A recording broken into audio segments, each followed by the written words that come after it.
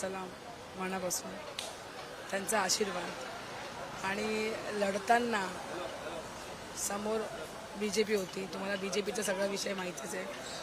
एवढे मोठे मोठे नेते त्याने आणून ठेवले होते आमच्या वॉर्डमध्ये, भांडूपमध्ये, रवींद्र चव्हाण, बरेचसे नेते, नितेश राणे, विनोद तावडे, एवढे मोठे मोठे नेते आमच्या विरोधकात भाषण करायला भांडूपमध्ये ठाम ठोकून बसले होते गेले 4-5 दिवस। त्यांना न घाबरता न जुमानता आम्ही जो जोराचा प्रचार केला आहे आणि त्या प्रचाराला साथ म्हणून, भावनिक साथ म्हणून आमच्या मतदार बंधू भगिनींनी जो आम्हाला आशीर्वाद दिला आहे, म्हणजे एवढ्या पैशाला जोरात लाथ मारून जे त्याने काम करणाऱ्या व्यक्तीला आणि तळागाळाच्या छोट्याशा कार्यकर्त्याला जो मान दिला आहे त्याबद्दल खरंच सगळ्या जनतेचे, सगळ्या मतदारांचे धन्यवाद।